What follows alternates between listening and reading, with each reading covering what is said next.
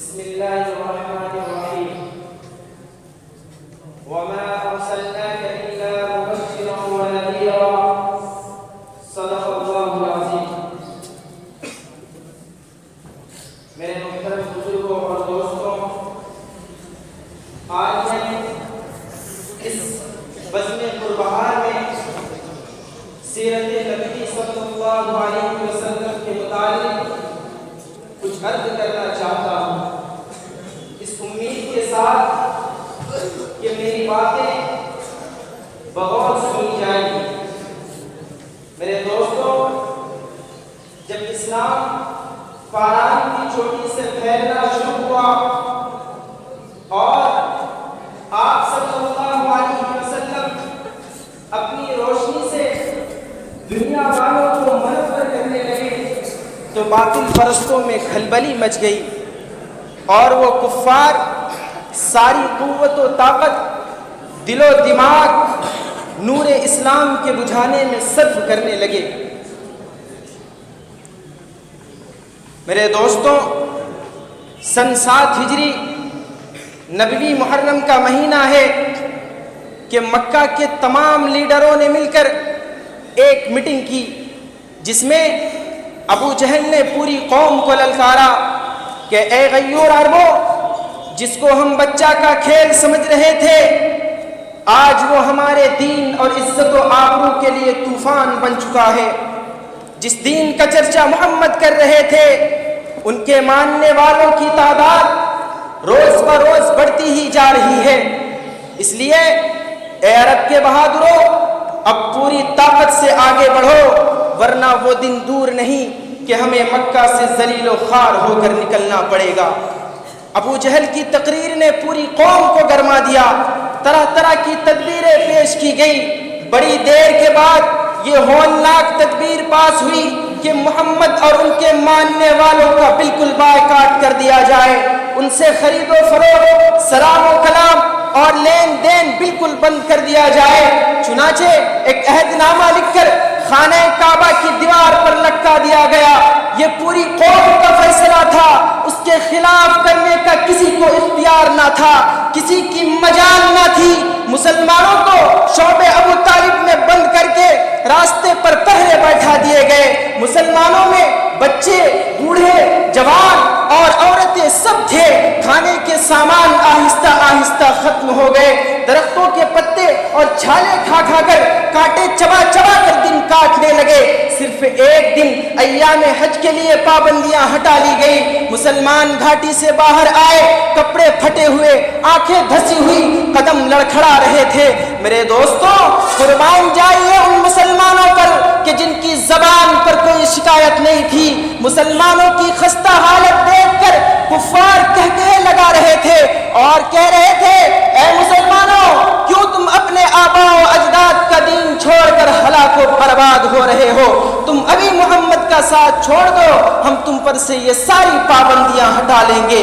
مگر مسلمانوں نے جواب دیا، اے کفار، کان کھول کر سن لو، ہم حق پا چکے ہیں، دربار محمد میں اقرار محمد کر چکے ہیں، ہم پر اسرار محمد کھل چکے ہیں، انوار محمدی سے ہم فیض یاب ہو چکے ہیں، لہذا ہم طوفان سے ٹکرا سکتے ہیں، خون کے دریا میں گوتے لگا سکتے ہیں، آگ کے بستر پر سو سکتے ہیں، بھوک سے تڑپ تڑپ کر دم توڑ سکتے ہیں، مگر مصطفیٰ کی رسالت کا انکار نہیں کر سکتے، نہیں کر سکتے۔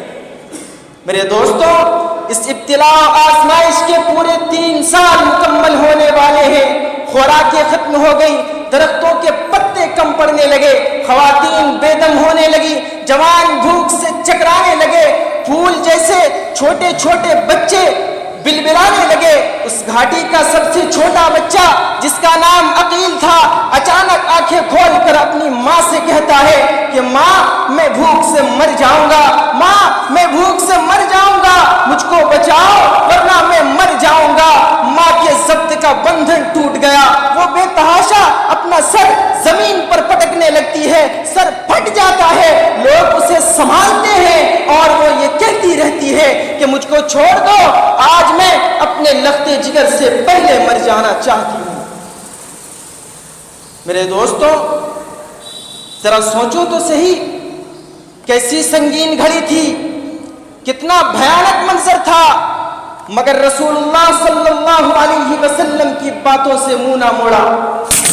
بھلا بتائیے کہ ہمارے پیارے رسول صلی اللہ علیہ وسلم اور صحابہ کرام رضی اللہ عنہم نے کتنے مصائب و آلام برداشت کیے، آخر وہی ہوا جو ہوتا آ رہا ہے۔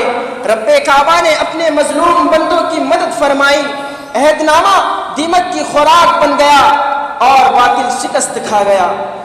میرے دوستو، بہت کچھ کرنے اور سہنے کے بعد یہ دین ہم تک پہنچا ہے، لیکن ہمارا حال یہ ہے کہ ہم مسلسل اس دین کی ناقدری کیے جا رہے ہیں۔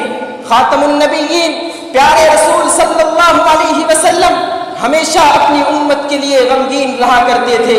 وہ پیغمبر جو رات کی خلوتوں میں، دن کی جلوتوں میں، مکہ اور مدینہ میں، بدر و احد میں ہماری فکر میں ڈوبے رہتے تھے۔ وہ پیغمبر جو بیماری اور تندرستی میں، جوانی اور بڑھاپے میں ہماری فکر میں غرق رہتے تھے، جن کے جسم اطہر پر پتھر برسائے جاتے تھے، جو ہمارے لیے رو رو کر مغفرت کی دعائیں کرتے تھے، ہمارے لیے اللہ کی حضور گڑ گڑاتے تھے۔ جب نماز میں کھڑے ہوتے تو پاؤں مبارک میں برم آ جاتا، یا اللہ میری امت کو معاف کر دے، یا اللہ میری امت کو معاف کر دے۔ جب قربانی کا وقت آتا تو امت کے لیے قربانی کرتے ہوئے فرماتے، یا اللہ یہ میری امت کی طرف سے ہے۔ جب نبی ہمارے ساتھ اتنی شفقت و محبت کا معاملہ کرے تو ہمارے دل میں نبی کی محبت کیوں نہ ہو، ہمارے دل میں نبی کی عظمت کیوں نہ ہو، ہماری سیرت و عادت نبی کی سیرت و عادت کی طرح کیوں نہ ہو۔ اللہ تعالی ہم سب کو نبی کا سچا پکا شاہدائی بنائے اور ان کے بتلائے ہوئے طور و طریقہ پر چلنے کی توفیق عطا فرمائے۔ آمین۔ وآخر الدعوانا ان الحمدللہ رب العالمین۔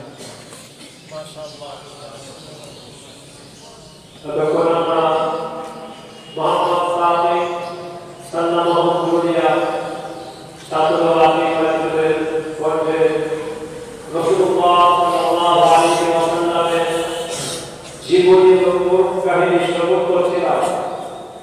এরপর আমাদের মাদ্রাসা দুর্গাপুরের ইসলাম জামাতের ছাত্র মোহাম্মদ নূর ইসলাম দিনাজপুরি সাল্লাল্লাহু আলাইহি সে আসবেন এবং আল্লাহ রাব্বুল আলামিনের ওয়াহদানিয়ত বড়ত্ব মহত্ব সম্পর্কে আমাদের সামনে আলোচনা করবে ইনশাআল্লাহ।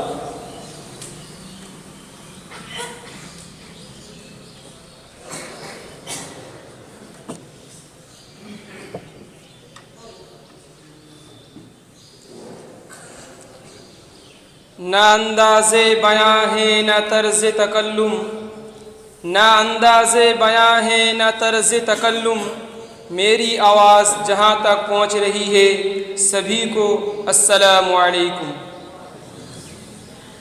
ان الحمد للہ والصلاة والسلام على رسول اللہ، اما بعد، اعوذ باللہ من الشیطان الرجیم، بسم اللہ الرحمن الرحیم۔ هذا خلق الله فاروني ماذا خلق الذين من دونه، صدق اللہ العظیم۔ فرش زمین سے عرش بری تک تیرے ہی جلوے، تیرے ہی سائے، ہر ایک ذرہ تیرا ہی مظہر، اللہ اکبر اللہ اکبر۔ ذرہ کو چاہے خورشید کر دے، صحرا کو چاہے گلزار کر دے، سب ایک قطرہ تو ہے سمندر، اللہ اکبر اللہ اکبر۔ حاضرین جلسہ، ایک سوال قرآن پاک اٹھاتا ہے اور انداز بہت خوبصورت ہے، ام خلقوا من غیر شیء۔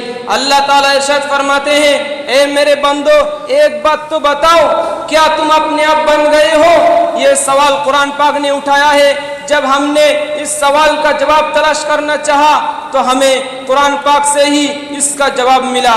اللہ تعالیٰ فرماتے ہیں، هل أتى على الإنسان حين من الدهر لم يكن شيئا مذكورا۔ اے انسان سن، میں تجھے تیری کہانی سناتا ہوں، تو کچھ بھی نہ تھا، کوئی کچھ نہ تھا۔ اولم ير الذين كفروا ان السماوات والارض كانتا رتقا۔ زمین و آسمان بھی کچھ نہ تھا، تو بھی کچھ نہ تھا، تو کون تھا؟ اللہ تھا، اللہ جو پہلے بھی، اللہ جو آج بھی، جو پھر بھی اللہ، جو آئندہ بھی اللہ، جو اول بھی اللہ، جو آخر بھی اللہ، جو ظاہر بھی اللہ، جو باطن بھی اللہ، جو قائم بھی اللہ، جو قیوم بھی اللہ، جو متکبر بھی اللہ، مالک الملک بھی اللہ، ذو الجلال والاکرام بھی اللہ، جو اللہ اپنی پہل سے پاک ہے، جو اللہ اپنی انتہا سے پاک ہے، جو اللہ اپنی ابتدا سے پاک ہے، جو اللہ اپنے اول ہونے میں ابتدا کا محتاج نہیں، جو اللہ اپنے آخر ہونے میں انتہا کا محتاج نہیں۔ حضرات، کائنات کی ہر ایک چیز کی ایک ابتدا ہوتی ہے اور ایک انتہا ہوتی ہے، لیکن اس کائنات میں ایک اللہ ہے جس کی کوئی ابتدا بھی نہیں، انتہا بھی نہیں۔ اللہ وہ اللہ ہے جو موجود ہے لیکن جگہ میں سماتا نہیں، وہ موجود ہے لیکن بی بچوں کا محتاج نہیں، انسانوں کا محتاج نہیں، کائنات کا محتاج نہیں، زمین و آسمان کا محتاج نہیں۔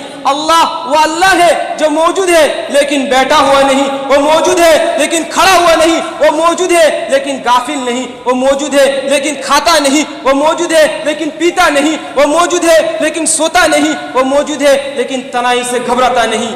اندھیرے اجالے برابر، دن اور رات برابر، زمین و آسمان برابر، اللہ وہ اللہ ہے جو دنیا کے پانی کے قطرے کو کئی مکھی کے منہ میں ڈال کر شہد بنا دینے کا مالک اور خالق۔ اللہ وہ اللہ ہے جو دنیا کے پانی کے قطرے کو کبھی آم میں بدل دیتا ہے، کبھی انار میں تبدیل کر دیتا ہے۔ کیا طاقت ہے اس ذات کی، کیا عظمت والا شہنشاہ ہے کہ لکڑی کڑوی، پتے کڑوے اور چھوٹی چھوٹی ڈالیوں اور شاخوں پر انار کو لٹکا دیا، اس کا چھلکا کڑوا، اس کو بس سارا کڑوا، لیکن جب اس کو چیرا تو اندر ایک جہاں نظر آیا، دانوں کو دیکھا تو موتی جیسے چمکتے نظر آئے۔ وہ کون ذات ہے جو ان دانوں کو گھڑ گھڑ کر بناتا اور سفیدی و سرخی دے کر ایک پردے میں لپٹ کر دانا دانا جدا کرے کہتا ہے، بول میرے بندے بول، کون ہے خالق، کون ہے خالق؟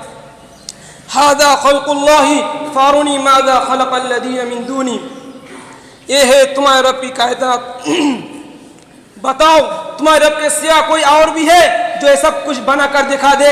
یہ اللہ ہے۔ اس اللہ نے فرمایا کہ زمین میں نے بنائی، والارض فرشناها فنعم الماهدون، آسمان میں نے بنایا، والسماء بنيناها بأيد وإنا لموسعون۔ حضرات، کوئی ہے ایسا اللہ، کوئی ہے ایسا آقا تو لا کر دکھا دے، کوئی ہے ایسا خالق تو لا کر دکھا دے۔ ہم پوری دنیا کے مسلمانوں سے یہ بات کہہ رہے ہیں کہ اللہ سے صلح کر لو، اللہ سے صلح کر لو۔ ایسا مشفق، ایسا کریم، ایسا رحیم رب کہیں نہیں پاؤ گے اور نہ ملے گا۔ اللہ تعالی ہم سب کو اپنی کامل معرفت نصیب فرمائے۔ میں اپنی تقریر کو ان اشعار پر ختم کرتا ہوں۔ بلبل کی زبان پر گفتگو تیری ہے تیری، ہر رنگ میں چل رہے قدرت کا۔